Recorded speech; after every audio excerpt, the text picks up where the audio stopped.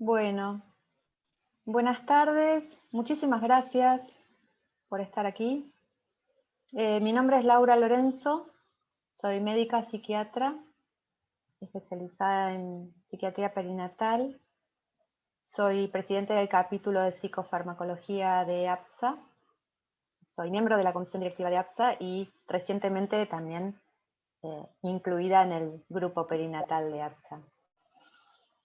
Bueno, mi idea es, siguiendo un poco la línea del espacio, de este espacio del grupo,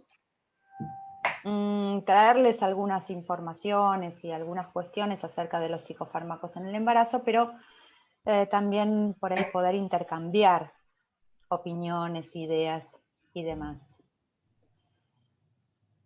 Nosotros consideramos a la embarazada en términos generales como una huérfana terapéutica, porque está sistemáticamente excluida de los estudios aleatorizados, es decir, que no se prueban los psicofármacos en mujeres embarazadas por cuestiones éticas. Solo tenemos datos de estudios observacionales, lo cual no es poco, pero sí es algo que hay que mirar con cuidado, porque no es lo mismo un estudio aleatorizado controlado que los estudios observacionales.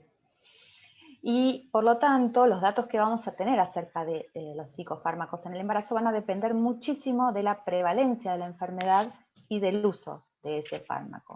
Es así que, por ejemplo, tenemos muchísimos datos de antidepresivos en el embarazo y tenemos bastantes menos de lo que puede ser el uso de antipsicóticos en el embarazo. Cuando nos toca trabajar con una mujer embarazada que requiere tratamiento psicofarmacológico, nos enfrentamos a un problema clínico que consiste en decidir el riesgo menor. Antes hablábamos de una cuestión de riesgo-beneficio, yo creo que es más acertado pensar que es riesgo-riesgo, por lo tanto buscamos el riesgo menor, porque sabemos que la enfermedad mental existe en el embarazo, y muchas veces la percepción del riesgo en relación a la medicación es la que determina la decisión. Y la percepción del riesgo, vamos a ver un poco esto más en profundidad, es tanto de nuestras pacientes como de nosotros y nosotras como profesionales. Lo que sabemos que absolutamente no hay ninguna decisión que esté libre de riesgo, por eso tenemos que intentar tolerar la incertidumbre que provoca no tener una decisión absolutamente segura y manejarnos con la mejor información de la que podamos disponer para transmitir a nuestras pacientes. Esta frase, las mujeres embarazadas se enferman y las mujeres enfermas se embarazan, que es de Catherine Wisner, me parece que resume bien a lo que nos vamos a enfrentar. Básicamente es esto, nuestra paciente del otro lado de la puerta del consultorio, paciente con depresión, trastorno de ansiedad, esquizofrenia, trastorno bipolar, que toma alguna medicación. Por algún motivo esta miércoles no me reproduce el audio, la puta madre que... Uy. Perdón. No sé qué pasó allí. Bueno, nuestra paciente del otro lado de la puerta del consultorio, tomando alguno de estos ocurrió psicofármacos. En un momento que a veces nos pasa, que nos desbordamos así cuando nos pasa esto con las pacientes y vienen con medicamentos y embarazo. Vale. Bueno, vos sabés que yo te iba a decir, es la diapositiva, lo que sucedió es la diapositiva que sigue. Exacto. ¿Qué M hago con todo esto, por favor? Bueno, pero nuestras pacientes también pasan por una situación de duda y desesperación, ¿no? ¿Podré usar la medicación sin dañar a mi bebé? En realidad ya dejé todo porque me dijeron que no está bueno tomar medicación en el embarazo, que no hay que tomar nada. Y he llegado a escuchar algunas veces que pacientes han recibido el consejo médico de no embarazarse porque toman medicación o porque tienen una patología psiquiátrica grave como un trastorno bipolar, simplemente porque podría tener un rasgo de heredabilidad. Cuestiones que son realmente terribles cuando el deseo de gestar está presente. Y aquí estamos nosotros del otro lado de la puerta, esperando que entre nuestra paciente y pensando algo más o menos en la misma línea. Mejor le saco todo, o lo cambio por otro, pero ¿hay realmente otro que sea más seguro? Que este es un poco el punto clave, no hay algo que sea tan seguro como para que digamos, bueno, es esto, sí o sí. Y estamos re tranquilos todos y dormimos tranquilos, no, no hay. Tal vez ya lo dejó por su cuenta. ¿Y si recae, qué hago?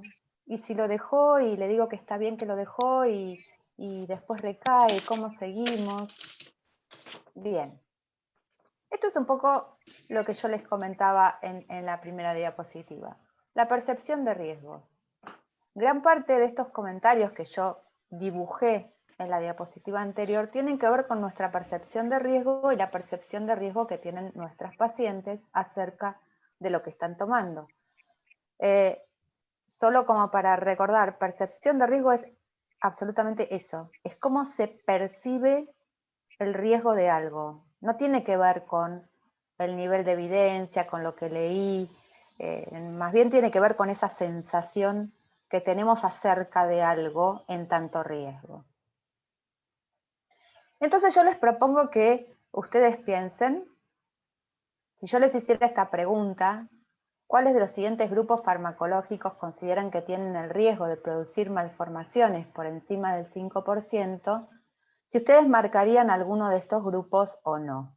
Piénsenlo, porque en realidad esta pregunta forma parte de una encuesta en la que yo participé con colegas de Brasil, hecha a médicos de diferentes especialidades. Entre esas especialidades había psiquiatras también. Y este fue un poco el panorama de resultados. Fíjense que la columna en azul oscuro muestra el porcentaje de personas que contestaban que percibían a ese grupo farmacológico con un riesgo mayor al 5%. Antidepresivos, antipsicóticos, benzodiazepinas y antiepilépticos. Por eso digo que hay una diferencia entre lo que es percepción de riesgo y evidencia o posibilidad o riesgo comprobable por estudios. Eso es tan importante porque muchas veces esto que nosotros tenemos como percepción de que es malo, a veces nos va a guiar en la decisión. Y a veces la decisión no va a estar buena para nuestra paciente, tal vez. Como un mero recordatorio, en esta revisión sobre qué cosas, qué factores maternos se asocian a mayor riesgo teratogénico, les propongo que se fijen si encuentran algún psicofármaco en esa lista. Lo único que aparece como evidencia de mayor riesgo en el listado de la izquierda son los anticonvulsivantes. Pero yo no veo ni antipsicóticos, no veo antidepresivos.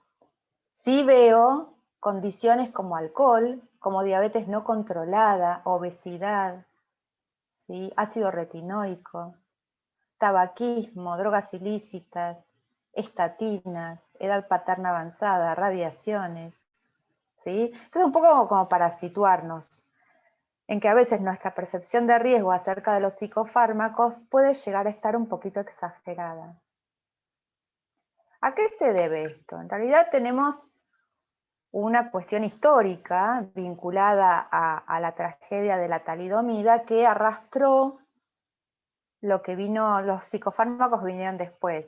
Para la gente joven, que por ahí no conoce la situación, la talidomida era un psicofármaco allá por los años 60 que se utilizaba como un ansiolítico administrado a mujeres embarazadas, se asoció con un incremento muy marcado de una malformación muy rara que se llama focomielia y que alertó acerca de la posibilidad de asociación.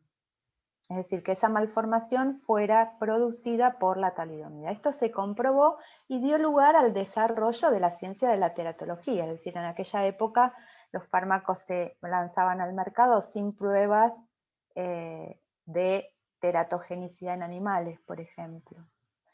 Por lo tanto, esto de la talidomida no va a volver a pasar, ¿sí? Hoy por hoy, a como están planteadas las regulaciones en tanto la aprobación de fármacos nuevos, ¿no? Pero nos sigue pesando esa historia.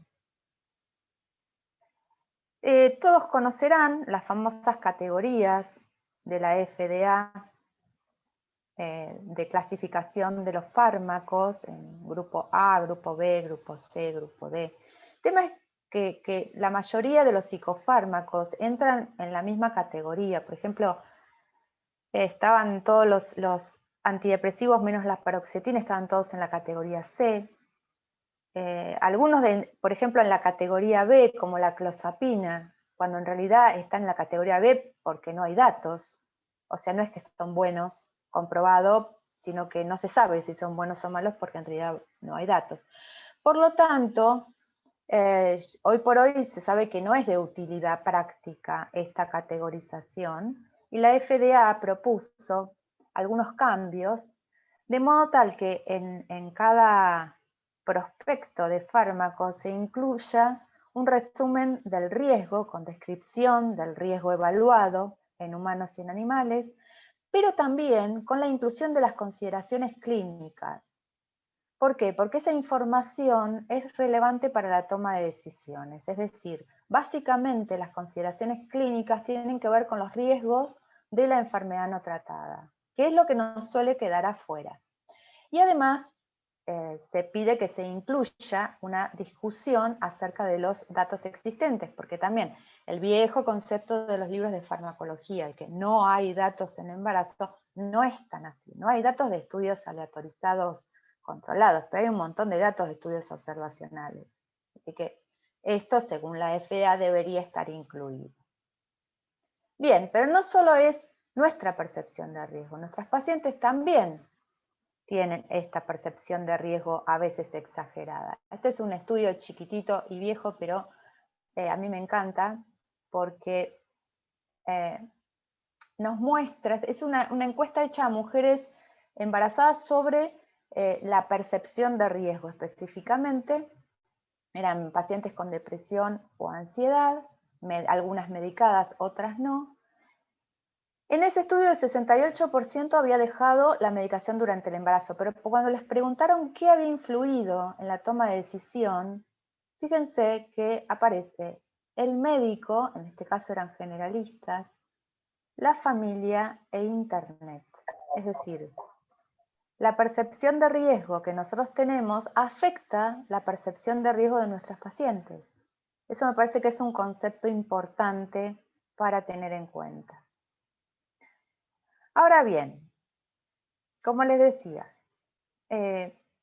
toda la carga está puesta del lado de los fármacos, la historia de la talidomida, etcétera, etcétera. Pero bueno, la FDA, como les comenté antes, pide que se incluyan los riesgos de la enfermedad no tratada. De nuevo, una pregunta para que piensen la respuesta, después la charlamos. ¿Cuáles de las siguientes patologías psiquiátricas no tratadas considera que pueden afectar el resultado del embarazo? Puse por ahí las 4 principales, pero bueno, podríamos pensar otras también. ¿Sí? Trastornos de ansiedad está como un paquete de trastornos, pero ahí podríamos pensar por separado. Una paciente con un trastorno de pánico de larga data, una paciente con trastorno por ansiedad generalizada, o bien también pensar en lo que puede ser un trastorno por estrés postraumático, un trastorno obsesivo compulsivo. Este es un pequeño flyer de PSI, Postpartum Support International, que es una organización destinada a proporcionar apoyo, ayuda y asistencia a mujeres y varones en situación de depresión o trastornos de posparto. Y dice, ¿cómo me hubiera gustado saber que esto? 1 de cada 7 madres experimenta depresión, ansiedad durante el embarazo o el posparto. Es decir, que muchas de nuestras pacientes si pudieran saber que la patología que tienen no va a mejorar durante el embarazo y que están expuestas a tener un cuadro en el posparto, tal vez tomarían otras decisiones al respecto.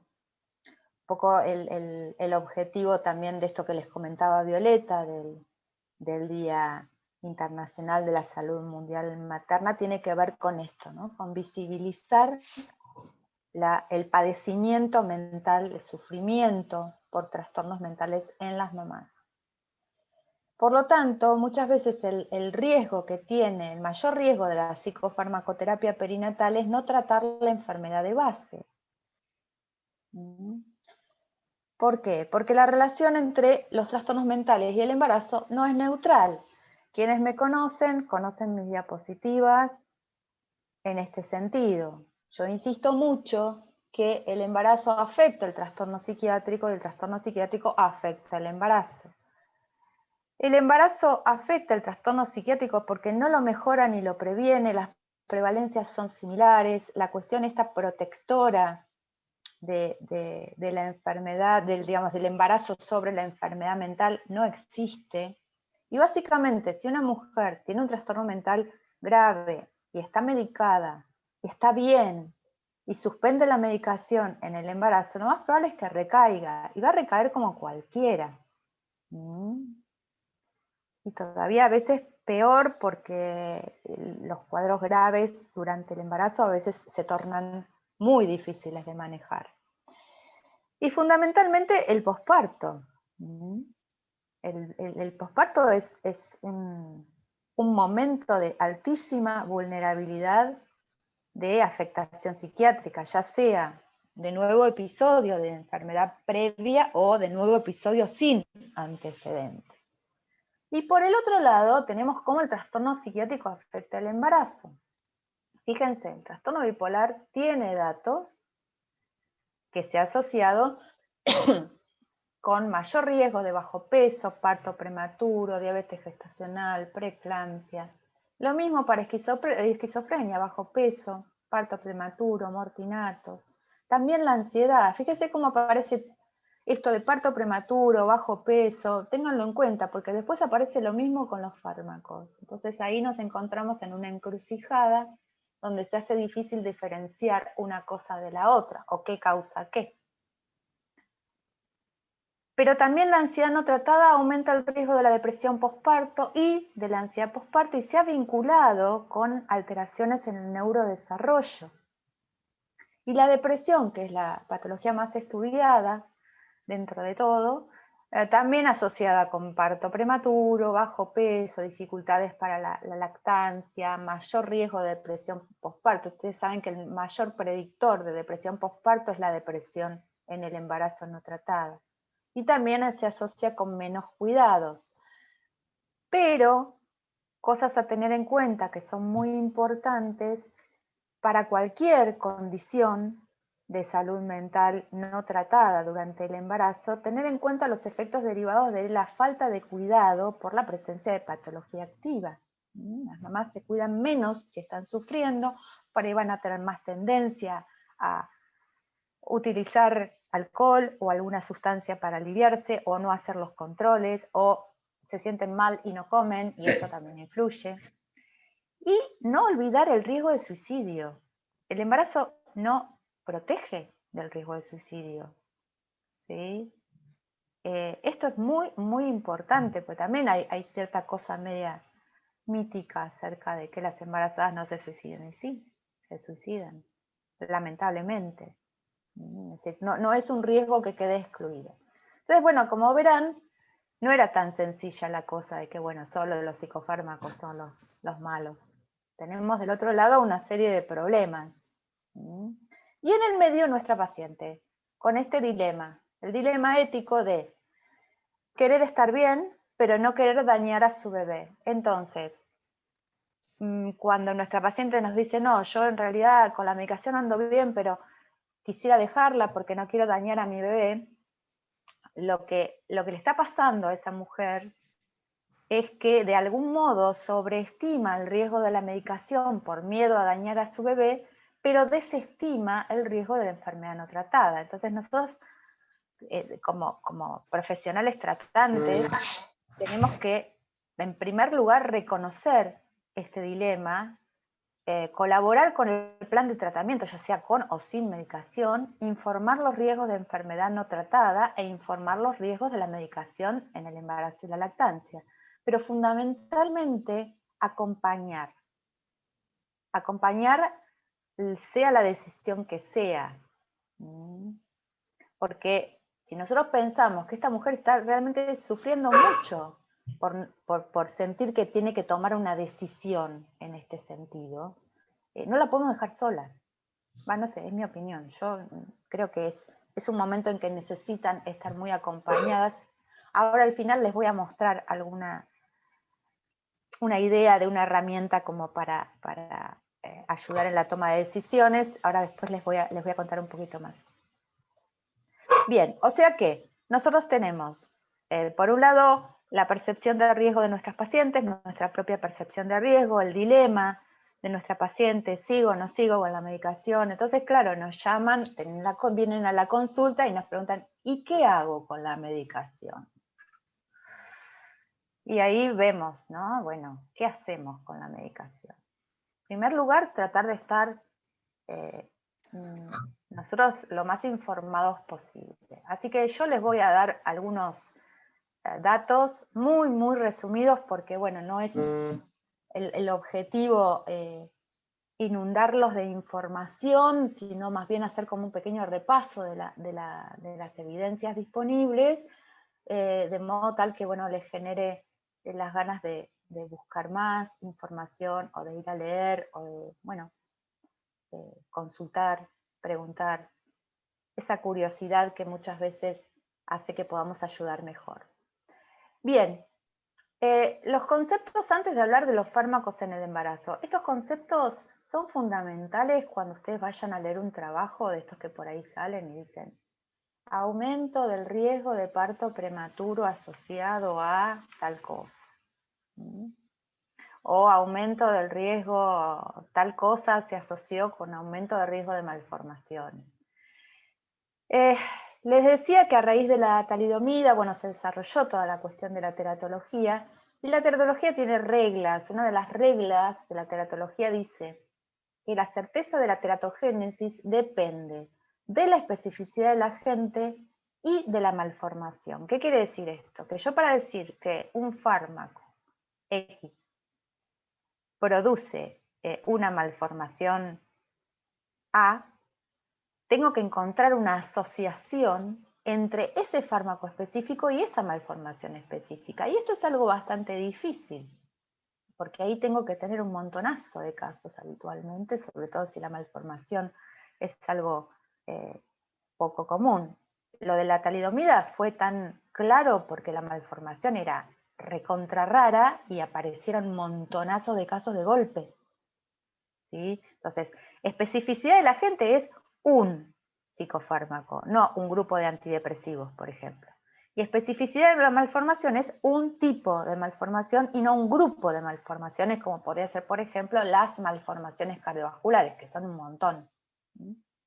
Recordemos que los estudios de donde sacamos los datos son observacionales y por lo tanto tienen que tener el adecuado control estadístico de los potenciales confundidores. El principal confundidor es la enfermedad de base. ¿Se acuerdan que yo les dije que la mayoría de las patologías psiquiátricas no tratadas se asocian con bajo peso y parto prematuro? Bueno, ese es un confundidor importante. Y entonces cuando nosotros leemos un trabajo donde dice que se asoció tal psicofármaco a una cuestión de mayor riesgo de parto prematuro, bueno, hay que ver si en ese trabajo se controló adecuadamente el confundidor enfermedad de base. Me explico, por ejemplo, si fuera depresión.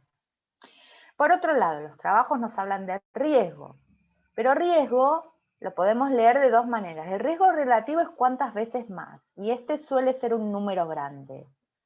¿Sí? Pueden ser 5 veces más, pueden ser 3 veces más. ¿Sí? Pero también tenemos que tener en cuenta el riesgo absoluto, es decir, cuántos casos por exposición. ¿sí? Estos son números mucho más pequeños y más precisos. Entonces, a veces para transmitirle la información a una paciente, esto igual lo voy a mostrar un poquito después, por ejemplo, en vez de decirle que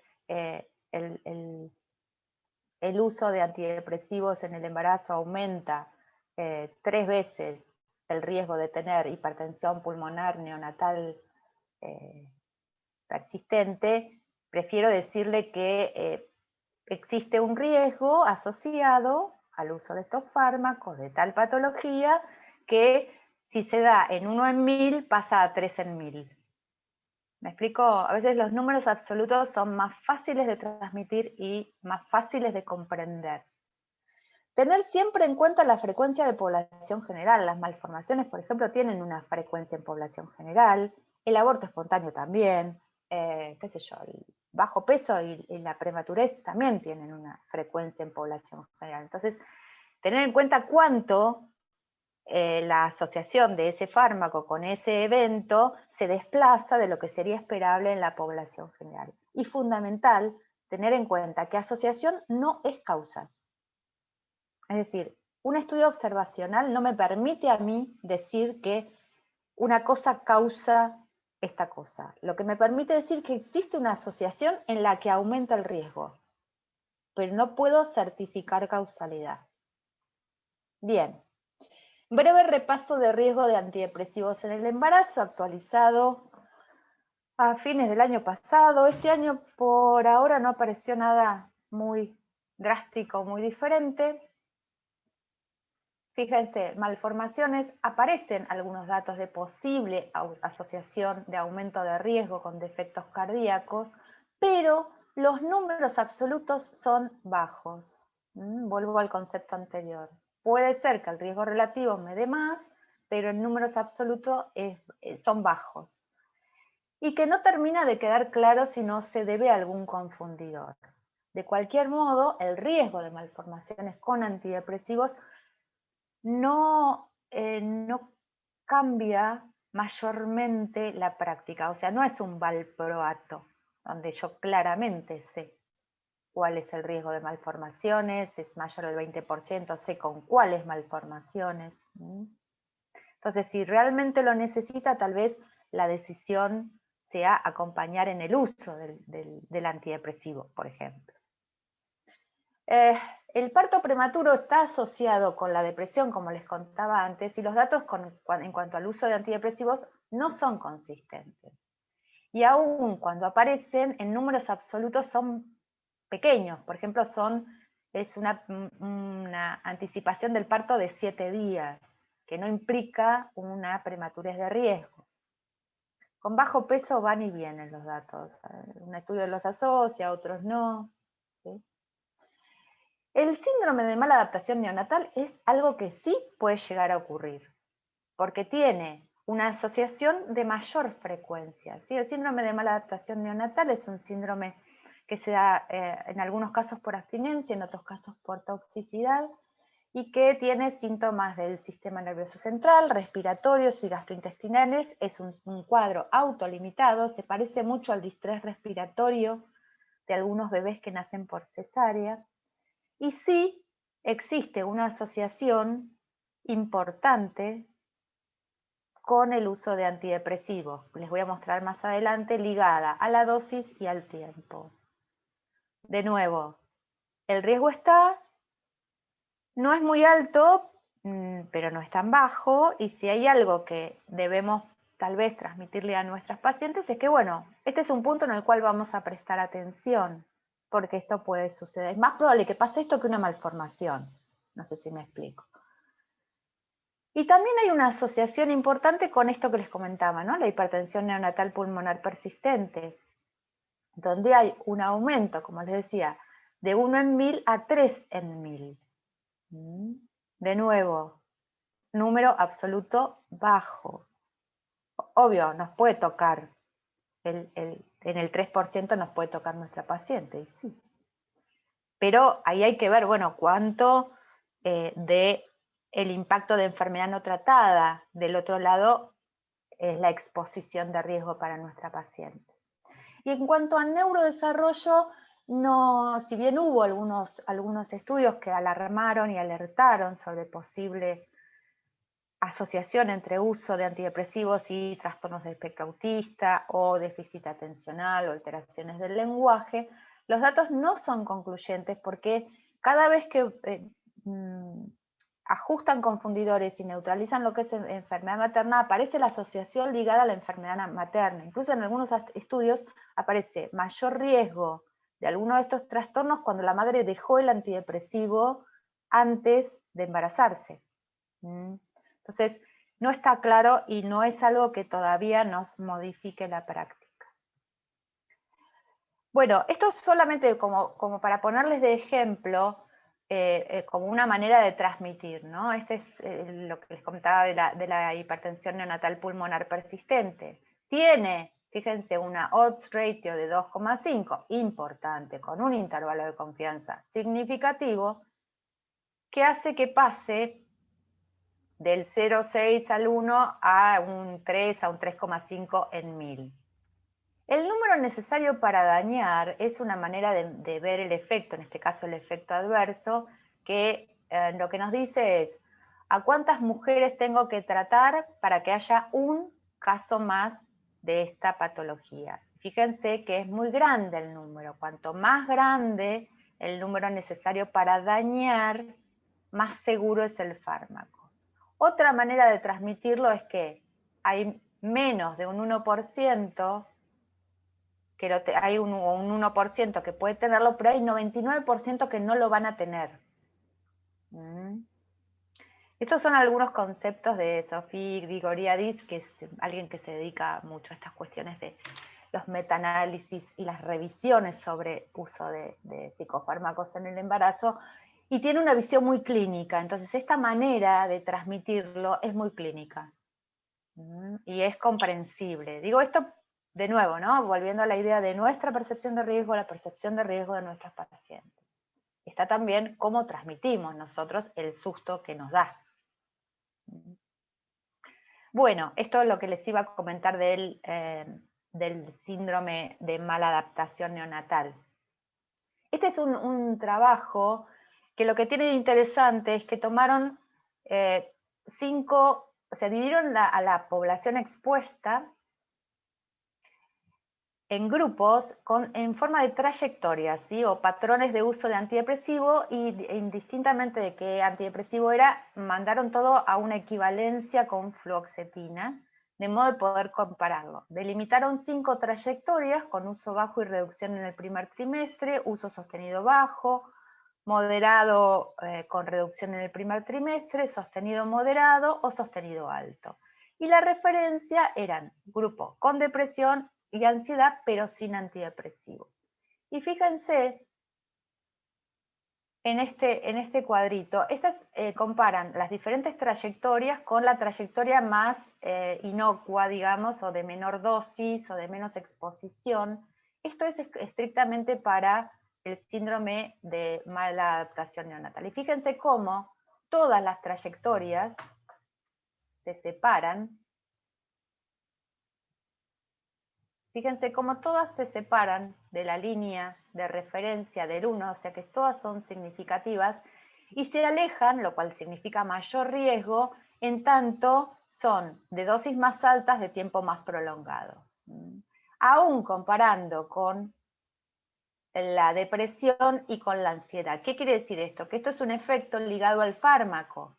¿Sí? Si comparamos con personas que tienen la enfermedad pero no se tratan y la persona tratada, el grupo de personas tratadas se separa significativamente, quiere decir que este es el fármaco, esto no es la enfermedad. Entonces, si hay algo que les vamos a transmitir a nuestros pacientes que toman antidepresivos, es que, bueno, puede ser que suceda alrededor de un 30% este síndrome que es autolimitado, que lo vamos a charlar con la gente de obstetricia, con la gente de neo, etcétera, etcétera.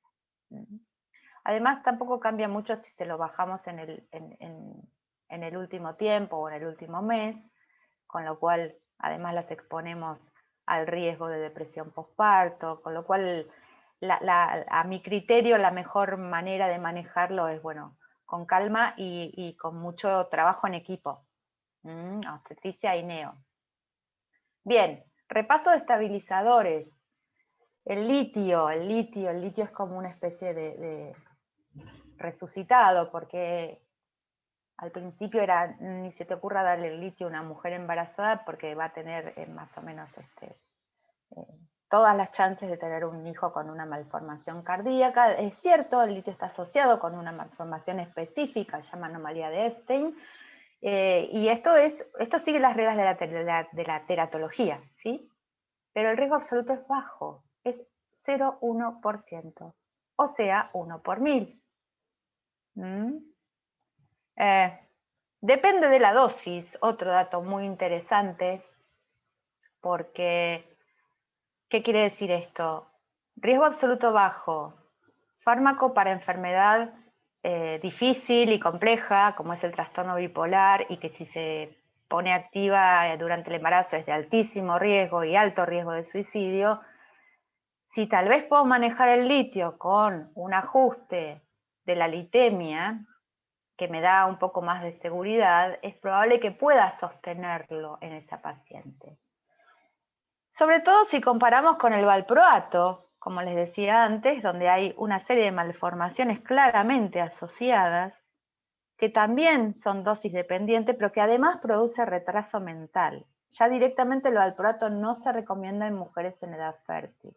En cambio, el litio no tiene datos, mejor dicho, no se ha comprobado que se asocie con un aumento de riesgo de alteraciones en el neurodesarrollo.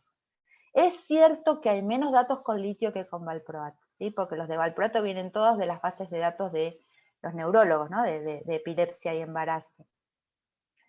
No obstante lo cual, con el litio sí tenemos que tener en cuenta el periodo perinatal, el periodo de parto sería, ¿no? Específicamente por el riesgo de toxicidad neonatal. Y hay que suspenderlo antes del parto y volver a la dosis previa al embarazo luego del parto. El litio no es compatible con la lactancia, al menos no en nuestro medio, en algunos lugares sí, donde hay unidades de seguimiento o de intervención mamá-bebé que pueden hacer, digamos, el control adecuado. En nuestro medio yo considero que es de altísimo riesgo manejar lactancia con litio. Y por otro lado, la motrigina, carbamazepina tienen mejores perfiles de seguridad. Bien, esta es una revisión de litio en embarazo y posparto que se las comento brevemente, una revisión y metaanálisis donde utilizaron casos y controles, cohortes e estudios de intervención y determinaron el número necesario para dañar para cualquier malformación 33, malformaciones cardíacas 71 y aborto espontáneo 15. Fíjense, yo les dije que el número necesario para dañar, cuanto más grande mejor, y fíjense que aborto espontáneo tiene un número bajo, o sea, tal vez sea algo a cuidar o a tener en cuenta el riesgo de aborto espontáneo con litio, ¿sí? Además de la cuestión de las malformaciones. En comparación con las comparaciones las hicieron con no expuestas y solo era significativo para cualquier malformación, o sea, la exposición en cualquier periodo del embarazo, y cardíacas solo exposición en el primer trimestre. Así es como habían organizado los datos.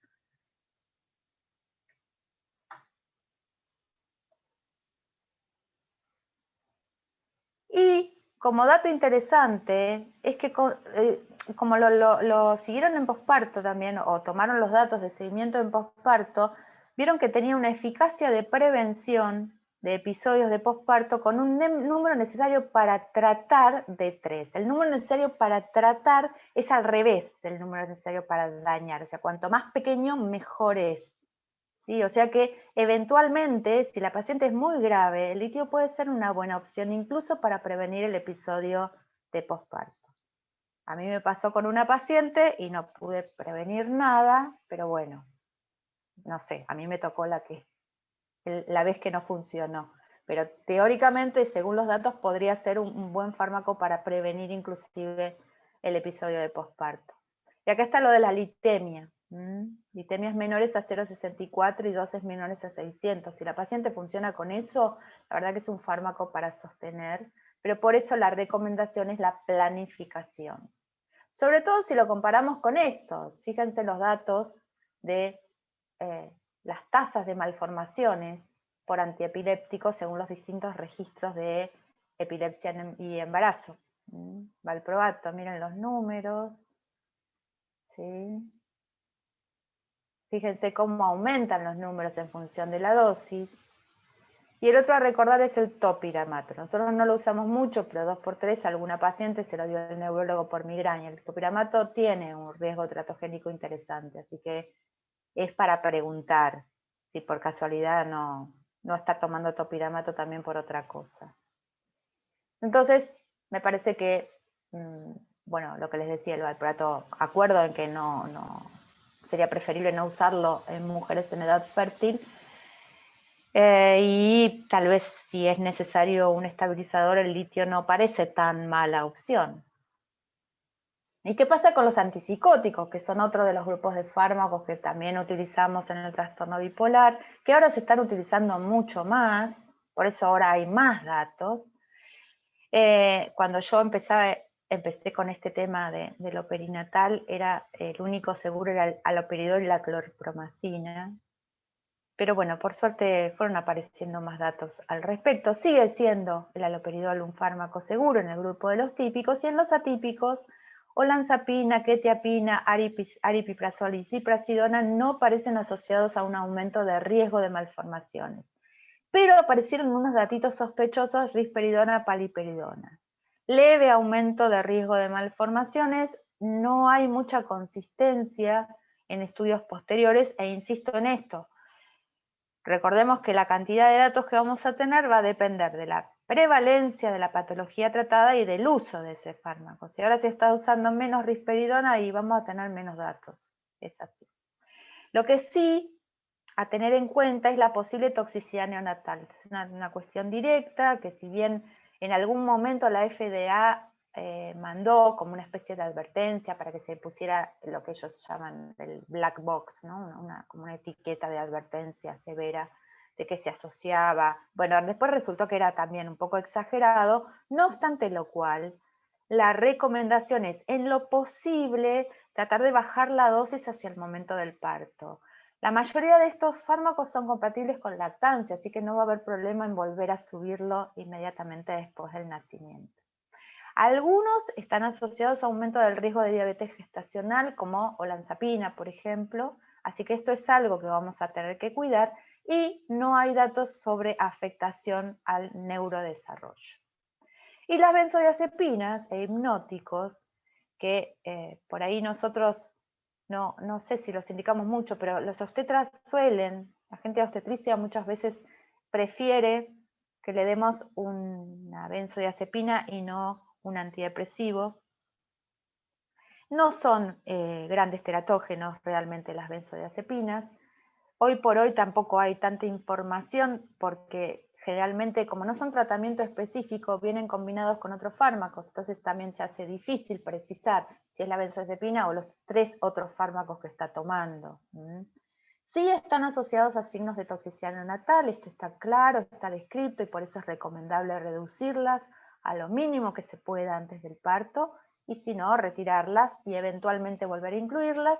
Tengo una buena noticia: el clonazepam, que estaba, no sé si conocen el Lactancia, una página para chequear fármacos en la lactancia. El clonazepam estaba en lo que sería la segunda categoría, que era riesgo bajo, no en el riesgo muy bajo, sino riesgo bajo, y recientemente pasó a riesgo muy bajo por datos nuevos. Así que compatible con la lactancia. Si tenemos que suspenderlo unos días antes del parto, lo volvemos a incluir.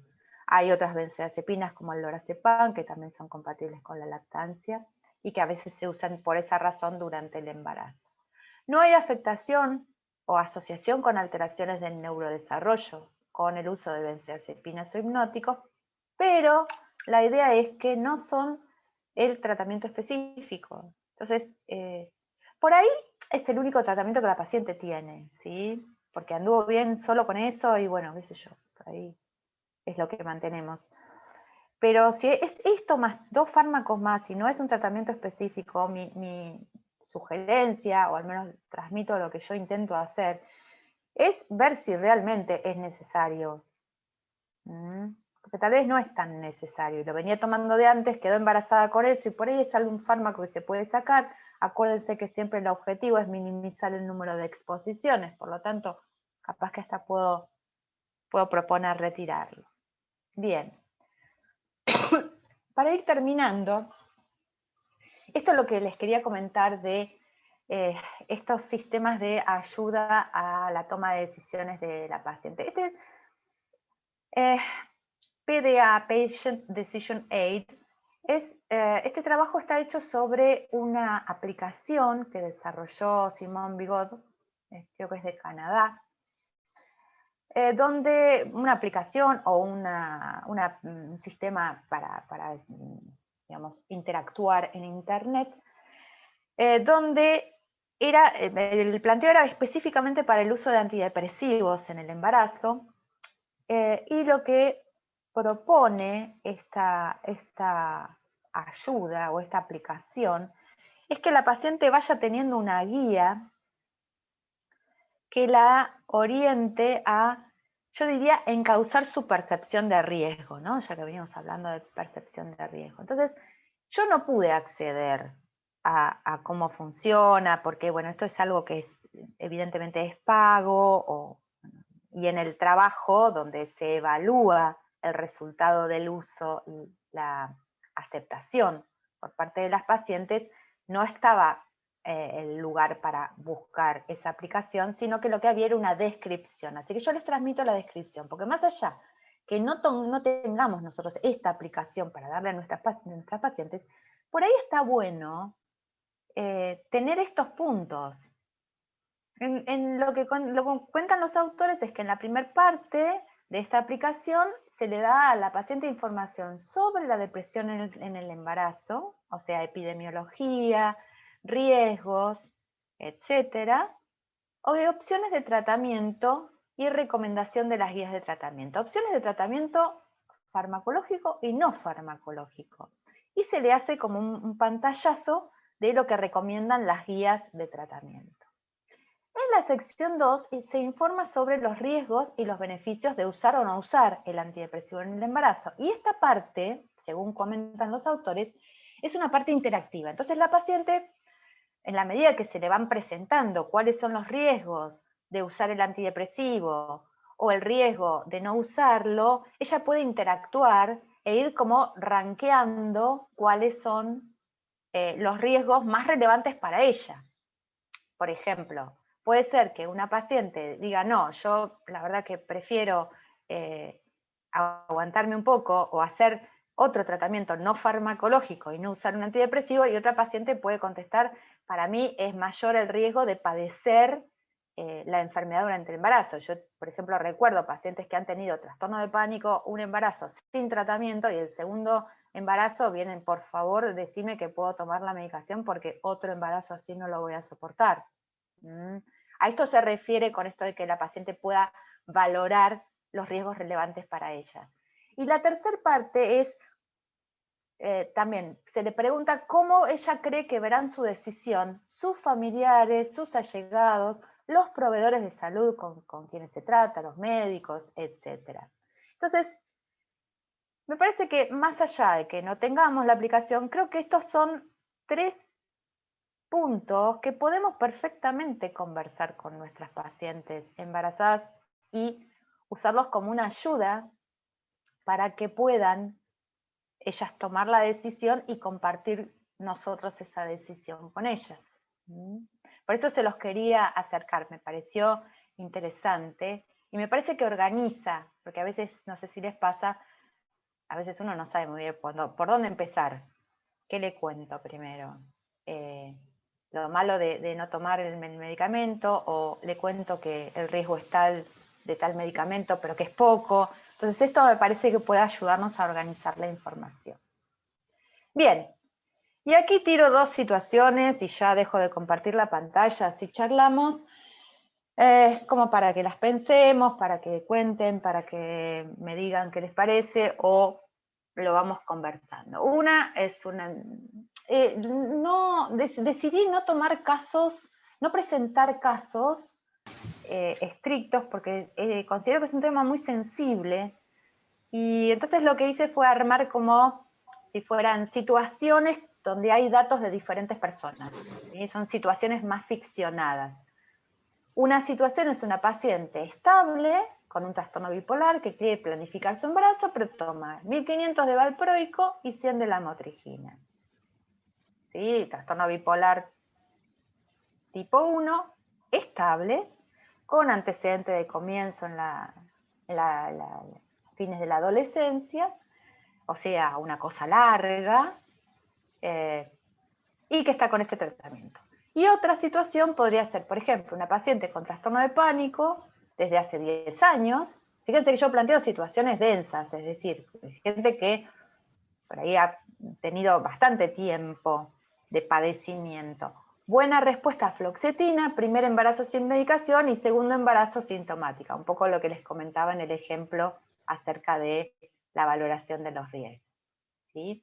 Bueno, les tiro así esto como para que lo piensen y dejo de compartir la pantalla, Violeta, así Dale, genial, Lau, así ya si nos... quieren charlamos un poco.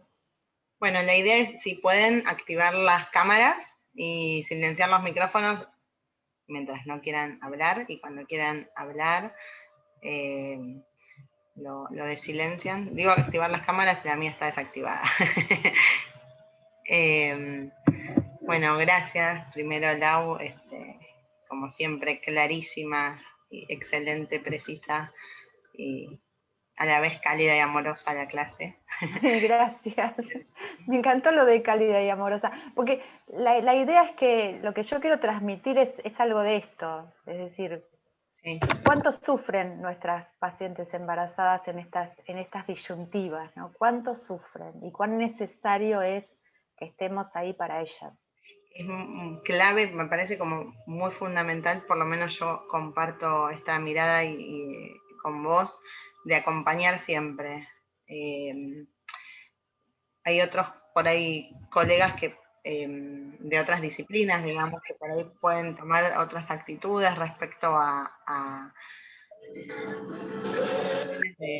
del tratamiento, pero creo que nuestro rol como profesionales, digamos, de la medicina y también con este pivot, digamos, con la salud mental que tiene la psiquiatría, poder acompañar es fundamental porque es también, son procesos a veces, ¿no? A mí, esto que vos contabas, ¿no? Un primer embarazo por ahí no, y después con la experiencia de porperio, y bueno, y es muy difícil, son decisiones muy difíciles. Entonces, si además se retira como la profesional o el profesional y no acompaña porque no hace la paciente o la persona gestante lo que uno o una cree que hay que hacer, bueno, estamos entrando como en un terreno donde dejamos muy sola a la persona y en riesgo también a la familia, ¿no? Porque muchas veces hay otros hijos, hijas, está el niño por nacer, entonces bueno, es como bastante complejo. Bueno, yo diría, si quieren en el chat, ir avisando y así vamos dando la palabra de manera prolija, dado que somos cerca de 100 personas. ¿Te parece, Lau? Yo si querés, por ahí, como para empezar, había quedado, viste que yo les propuse chequear, bueno, su propia percepción de riesgo con respecto a los diferentes grupos de psicofármacos y por ahí, bueno, si alguien tiene algo que comentar al respecto o su percepción de riesgo acerca de las enfermedades en el embarazo, si alguien quiere comentar, porque insisto, esto no tiene nada que ver con lo que uno pueda leer. Esto es la percepción, es lo que sentimos. Es cierto que nuestra percepción de riesgo cambia en tanto tenemos más información o información más segura, pero está bueno que por ahí reconozcamos, bueno, a mí me pasa esto, yo reconozco cuánto me asusta, básicamente, qué sé yo, una paciente que está tomando 3 fármacos y que yo sé que no le puedo sacar ninguno, porque sé que la recaída es peor. Ahí alguien comentó algo de, preguntan, clozapina. Clozapina, pregunta. Qué linda pregunta. Alejandro. Bueno, piensen si quieren comentarme de esto, de la percepción de riesgo, y mientras les cuento clozapina. El problema de la clozapina es que hay re poca información. La clozapina está en la categoría B, pero porque no tienen datos. Si ustedes me preguntan a mí, yo tengo una perspectiva de tipo más abarcativa. La persona que está tomando clozapina no llegó a la clozapina como primera opción. Entonces, es probable que se trate de un cuadro muy grave o potencialmente severo, o que ha tenido alguna clase de dificultad con otro tipo de fármacos. Entonces, en primer lugar, yo trataría de chequear si esa persona que está tomando clozapina y quiere embarazarse está bien, en el sentido de que está bien desde el punto de vista psiquiátrico, está estable y demás, cómo es su salud física, cómo es su plan. ¿Sí? A mí me han llegado algunas consultas de pacientes que están tomando clozapina, pero por ejemplo, su red de contención era muy escasa. Entonces, cuando uno va a pensar en una planificación de maternidad para una persona, hay que ver todo. ¿Sí? Entonces, creo que lo de la clozapina, en todo caso, sería algo a considerar luego de haber considerado todo lo demás. La factibilidad biológica en términos de gestación o del modo que la paciente esté buscando, la condición médica, la condición psiquiátrica, su historia psiquiátrica, y bueno, y luego ya les digo, no hay muchos datos. El tema es que la clozapina es un fármaco potencialmente generador de un efecto adverso sumamente grave, que es la leucopenia, ¿sí? La granulocitosis. Entonces, ahí está bien, si hace 10 años que toma la clozapina, es probable que no vaya a tener agranulocitosis en ese momento, pero tampoco hay datos de cómo afecta al bebé, ni cómo se procede ya les digo, son escasísimos los datos. Lo que podemos hacer, ya que me mandaron esta pregunta que es inquietante porque no tengo datos, me voy a poner a buscar. Entonces por ahí podemos de alguna manera hacer llegar algún breve resumen como para completar. Igualmente, si ustedes sí tienen los datos, agradezco que me los comenten. Sí, estuvimos viendo algo y es como que sería una buena indicación, más allá del riesgo de ese efecto adverso, digamos, pero bien controlado sería una buena indicación la clozapina, digamos, en el embarazo, aunque de miedo, aunque todo lo que sea. Pero sí, lo estábamos comentando en el grupo de farmacología. Salieron publicaciones hace muy poquito de eso. Sí, sí, tal cual. Hay poca cosa. Yo, sinceramente, yo personalmente, y acá me juego con mi propia percepción de riesgo, yo no me largaría a iniciar un tratamiento con clozapina en una mujer embarazada, excepto que no tenga ninguna otra alternativa. ¿Me explico? ¿Y cuál sería, digamos, tu primer fármaco de elección, Laura? En cuanto a antipsicóticos, Sí. bueno, voy un escalón más atrás. Mi primer fármaco de elección en el embarazo es el que funcionó fuera del embarazo. Sacando el valproico, el que funcionó fuera del embarazo. Pero esta pregunta que vos me haces es una pregunta que muchas veces nos hacemos. Bueno, ¿cuál sería no hay una primera elección. Y acá también intento transmitirles un concepto también más general. A diferencia de las guías de tratamiento que vos tenés, por ejemplo, para el trastorno bipolar tipo 1, primera elección tal, en esto no hay una primera elección. Lo único que hay es, si el cuadro, por ejemplo, para depresión, el cuadro es leve a moderado, uno puede intentar con un abordaje psicoterapéutico. Pero después, las guías no se juegan a decirte este y no este. No.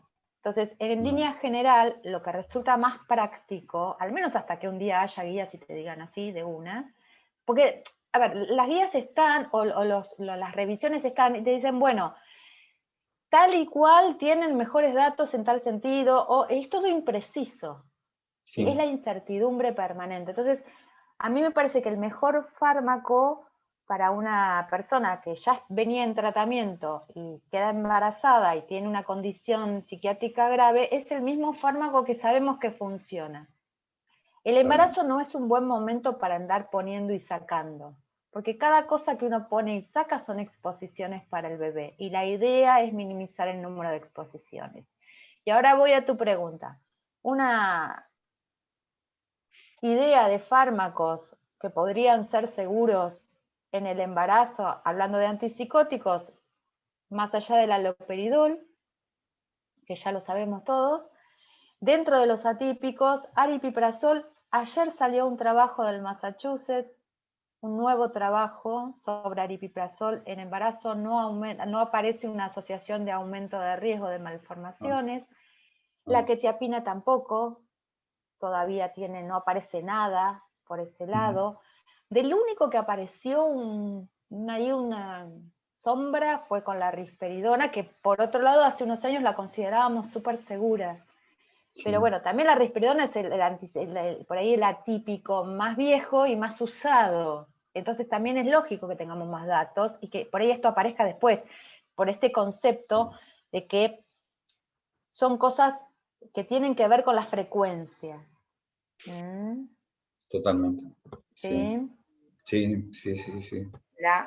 Lau, Gracias. No, de nada. Gracias. Sí. Hay algunas preguntas en el chat. Bueno. ¿Las voy mirando? ¿Querés verlas y vamos respondiendo en orden? Dale.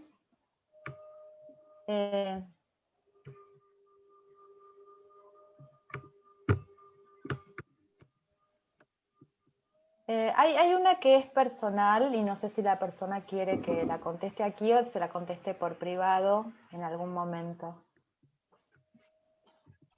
Justo hablaste del aripiprazol igual. Sí, bueno, pero eventualmente después se le puede facilitar mi correo y puedo contestarle en forma privada. Bueno, sí, ese sería importante para el médico general, absolutamente. Hay que hacer laboratorio en el bebé al nacer, cuando la mamá toma clozapina en el embarazo. Clozapina. Sí. No sé, yo lo haría. Por seguridad. Pero, de nuevo, prometo hacer una revisión actualizada de lo poco que encuentre de clozapina en el embarazo y transmitirla. Pero bueno, sí, yo creo que es algo que habría que hacer. Lo mismo si llegamos, por ejemplo, llegamos con litio hasta el momento del parto, porque no sé, se adelantó el parto, porque hubo una contingencia y no lo pudimos bajar, hay que hacer litemia en el bebé porque el litio se vuelve tóxico. ¿Sí? ¿Alguna experiencia con lurasidona en embarazo y lactancia? Todavía no. Y se están empezando recién a juntar los datos de lurasidona y de los otros nuevos, el brexpiprazol, y hay un par más nuevos, pero me salía acenapina, no, ese es viejo. Cariprazina. No, eso todavía nada. Nada más que algún que otro reportito de casos, que es lo primero que aparece. Decisión de la paciente en cuanto a la toma de psicofármacos en el embarazo. ¿Es su decisión evaluando riesgo-beneficio o se hace alguna intervención involuntaria o por decisión familiar? Buena pregunta, agradezco esto porque depende mucho de si la paciente está en condiciones de tomar decisiones o no. Es decir, si la paciente está en pleno episodio psicótico, va a ser muy difícil invitarla a esta cuestión de toma de decisiones compartida.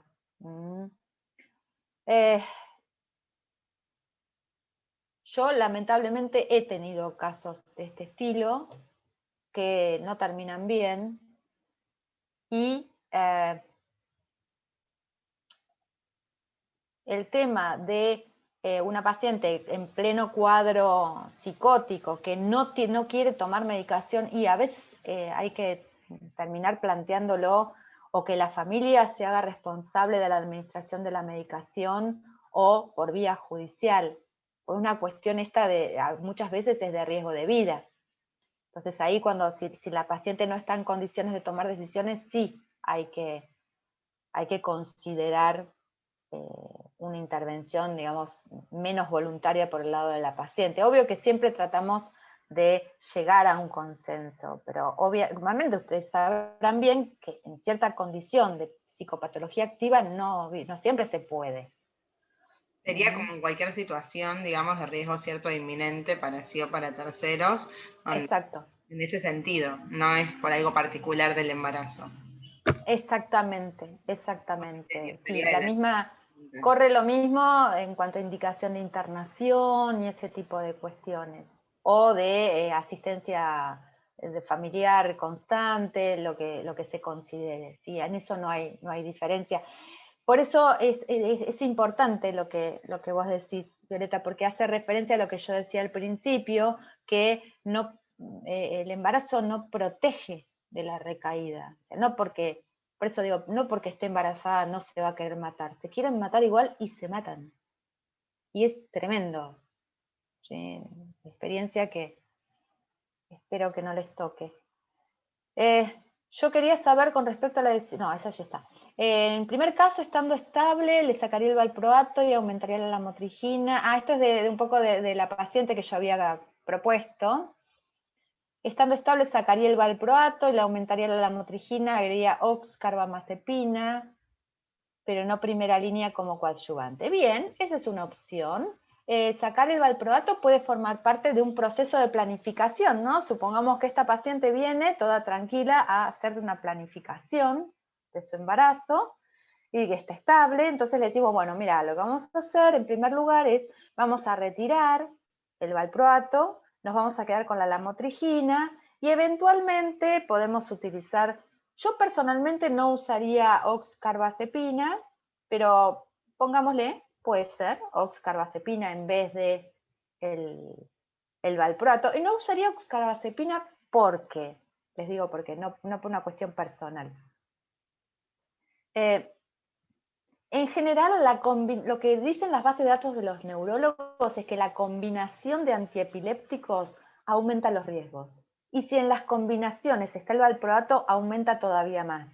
Entonces, si es posible, yo trato de no combinar antiepilépticos. Como además no me dedico a epilepsia y no tengo esto como una cuestión necesaria absolutamente, por ahí yo probaría tal vez un antipsicótico atípico. ¿Sí? Por ejemplo. Paciente bipolar 1 pensaría en algún antipsicótico atípico, o bien plantearía, bueno, vamos viendo. ¿Sí?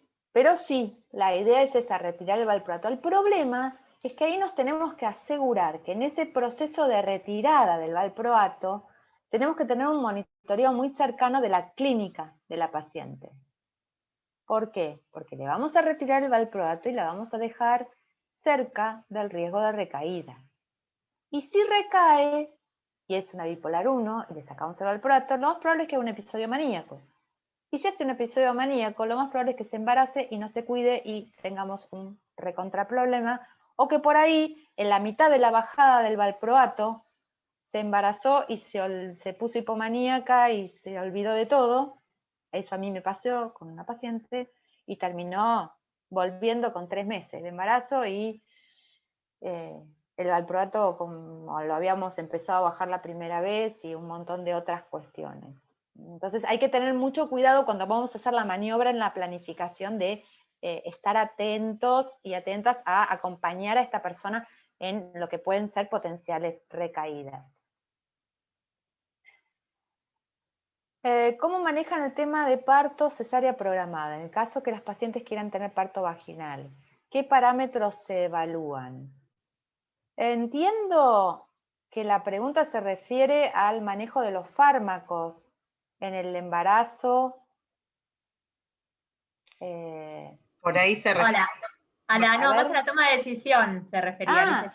Es igual Sí. lo que decíamos antes en relación a, perdón, digo, a lo de la ley de salud mental, digo, en este caso sería la ley de los derechos de pacientes y la ley de los De nacimientos. parto respetado. O sea, la ley es, digamos, de acuerdo a esa ley, siempre, es la que va a primar las decisiones y siempre va a ser, digamos, respetada como cualquier paciente. Tal cual. Pero no hay mayor riesgo de descompensación de la paciente durante el trabajo de parto, porque es algo que suelen preguntar los obstetras. No. El riesgo de descompensación en realidad lo podemos tener durante todo el embarazo. Lo que suele pasar, y esto entre nosotros, colegas profesionales, es que a veces la gente de obstetricia, sin querer, muchas veces, sin mala intención, estigmatiza un poquito a las personas que tienen un tratamiento psiquiátrico y van a parir. Entonces, para mí, esto yo también, a mí a veces me lo preguntan las pacientes, ¿a vos te parece que intento el parto vaginal o mejor voy a cesárea? Y yo lo que les respondo es lo que vos quieras y después lo que diga la condición obstétrica. Es decir, si vos querés parir, adelante. Los recursos para eso consisten en el seguimiento obstétrico, el curso de preparto, el trabajo con una dula, el trabajo con la partera, ¿sí? Siempre y cuando no haya una condición obstétrica que haga que sea necesaria una cesárea. Ahora, hay veces que las personas dicen, no, yo quiero ir a cesárea, y eso también es parto respetado. Entonces yo también les explico esto. Es lo mismo lo que decía Violeta, la ley del parto respetado aplica, ¿sí? Porque lo que determina en todo caso el cambio de decisión por fuera de la decisión de la persona sería una condición obstétrica o una condición médica de riesgo. Una paciente mía iba como al recontraparto respetado, con un equipo de recontraparto respetado, y bueno, y por esperarla, llegó a la semana 41 y hizo una rotura uterina. Así que llegó a la cesárea justito. Salvaron de casualidad. ¿Sí? Entonces, a veces la condición obstétrica te cambia los planes. Íbamos todo bárbaro con el parto respetado, pero bueno, no se pudo. ¿Sí? ¿Está respondida la pregunta, Rocío?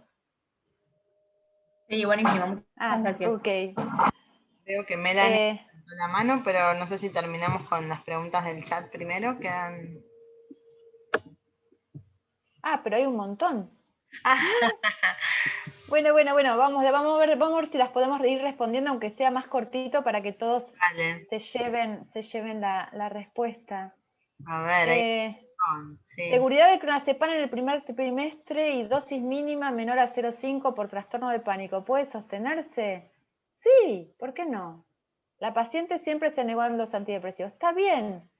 A ver, si van a usar clonazepam para una persona que tiene un trastorno de pánico, que quiere gestar y que no quiere tomar otra cosa, y anda bien con el clonazepam, usen el clonazepam, no hay problema. Pero úsenlo a la dosis que funciona. Porque si nosotros usamos el clonazepam, pero por usar una dosis muy bajita, la persona sigue teniendo ataques de pánico a cada rato, tenemos dos factores. Claro. ¿Sí? ¿Se entiende? Y Sí, eso sí. no está bueno. Entonces sí, es parte de la decisión de la persona.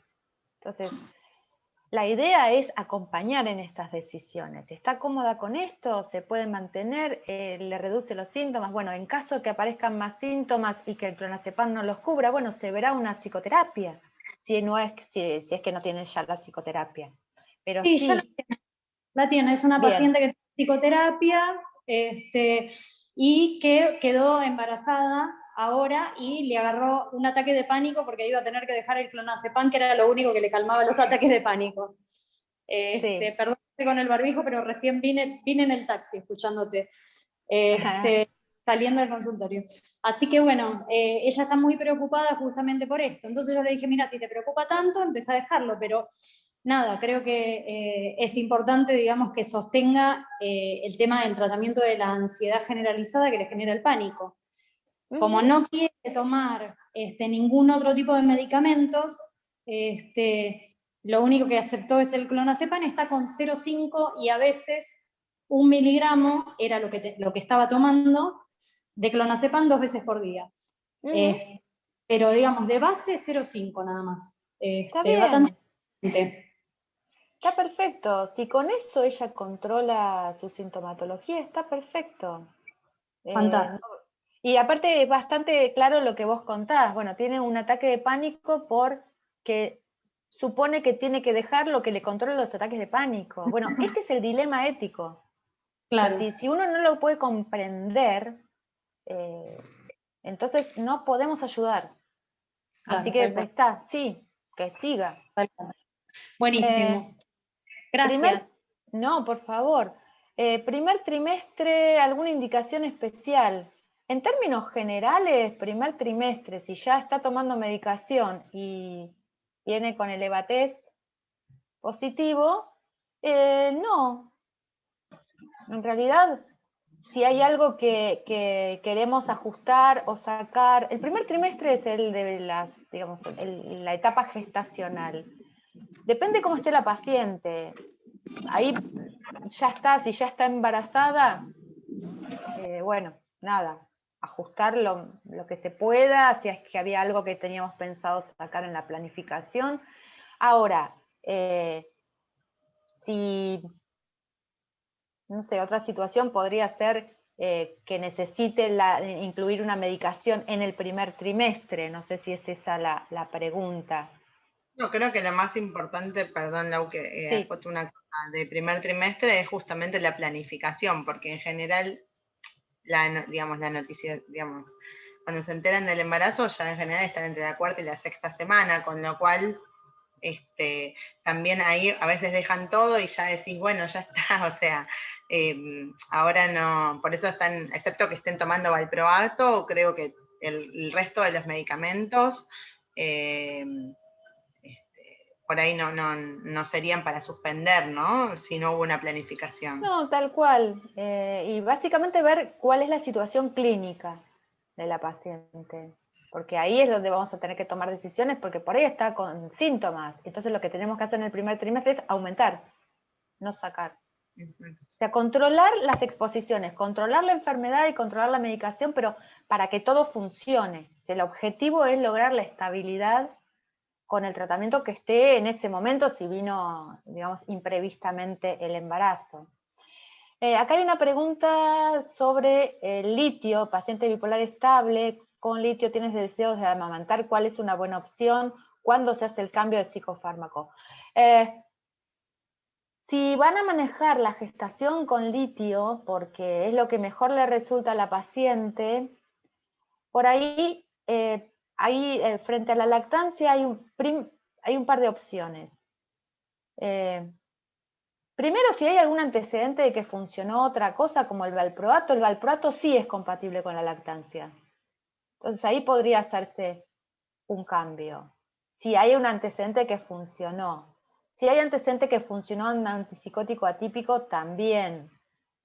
En mi perspectiva particular, si yo tengo la posibilidad de planificar y no tengo dato previo y lo único que hay es litio, lo único que funciona es con litio, ahí lo hablo con la paciente y digo, bueno, mirá que en la lactancia vamos a tener que tomar otra decisión.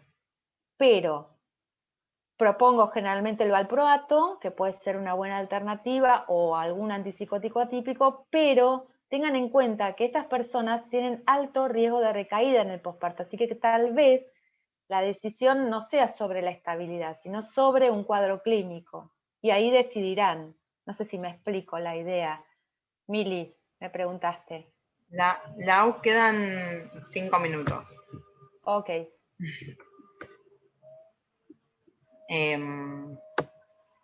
Mili me había preguntado esto, no sé si quedó la respuesta. Ahí está, me dice que sí. Ok.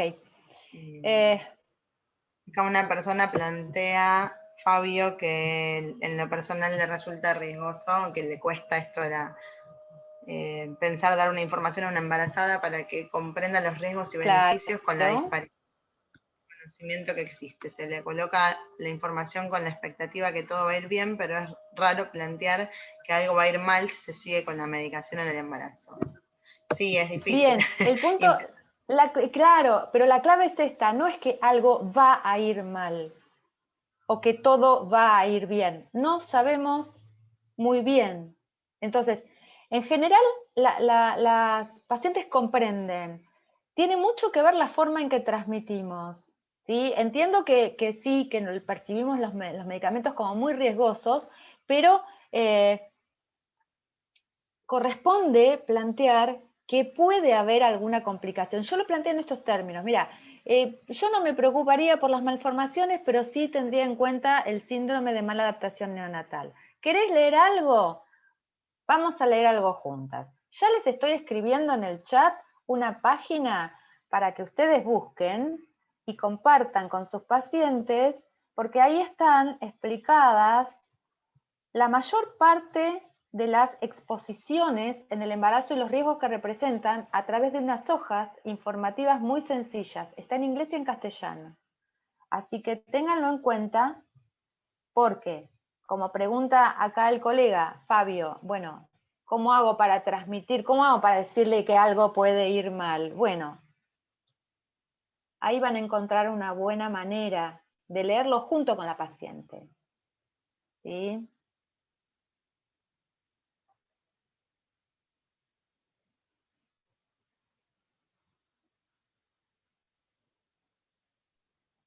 Bien.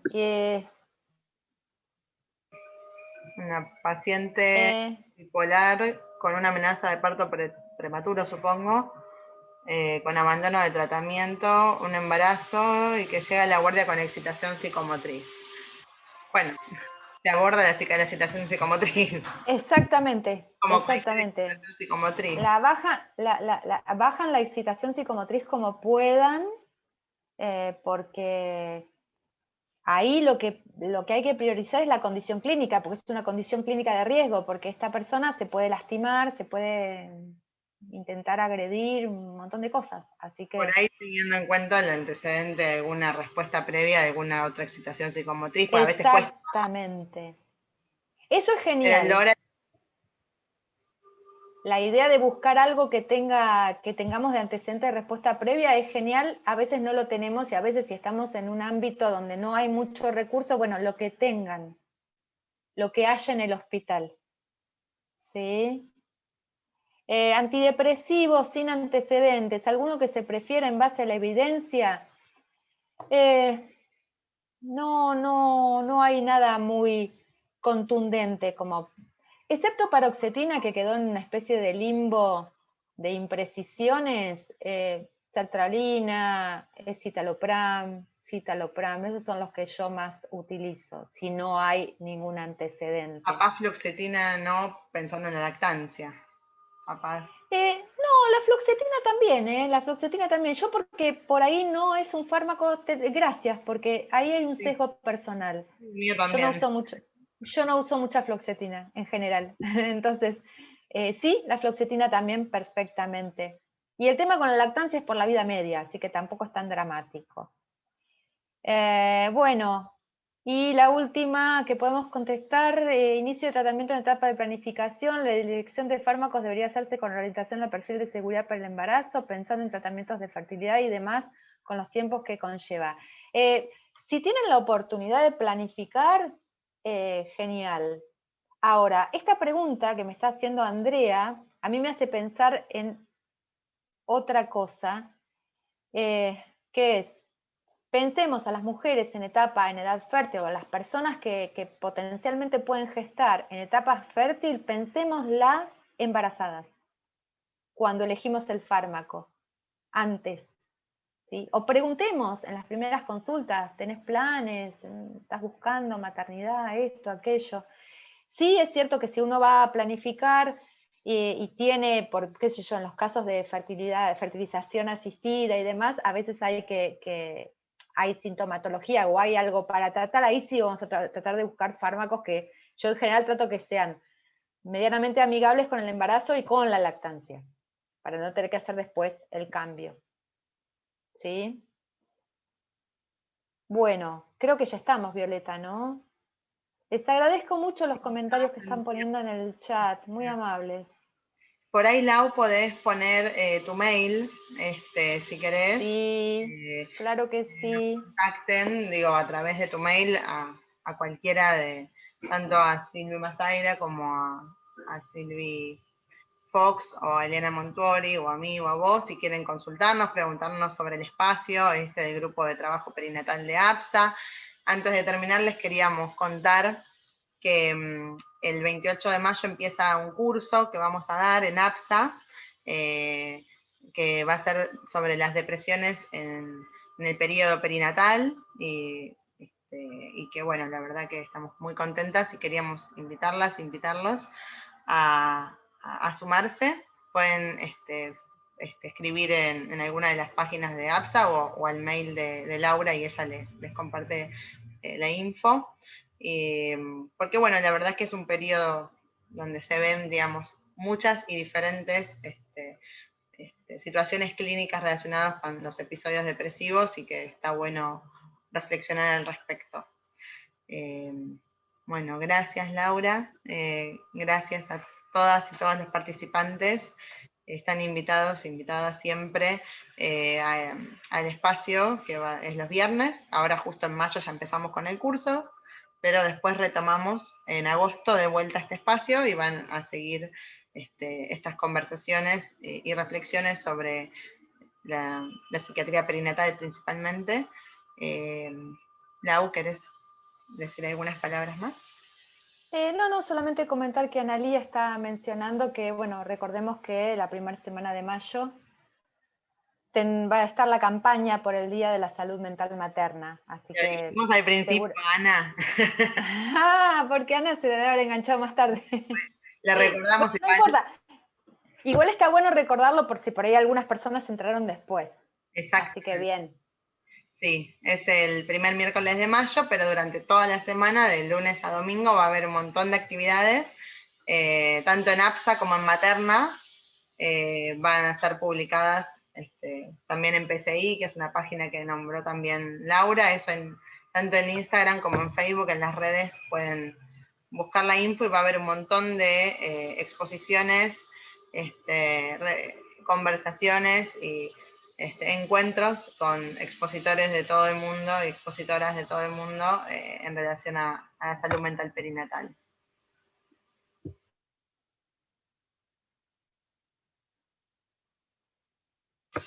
Bueno, les agradezco muchísimo a todos y a todas las que participaron y gracias por poner unas cosas re lindas en el chat. Es emocionante. Así que me alegro mucho que hayan disfrutado de esto. Yo la verdad que disfruto de hacer llegar esta información y que les guste y que les sirva y que podamos ayudar, porque el objetivo es ese, básicamente que podamos ayudar. Así que bueno, gracias.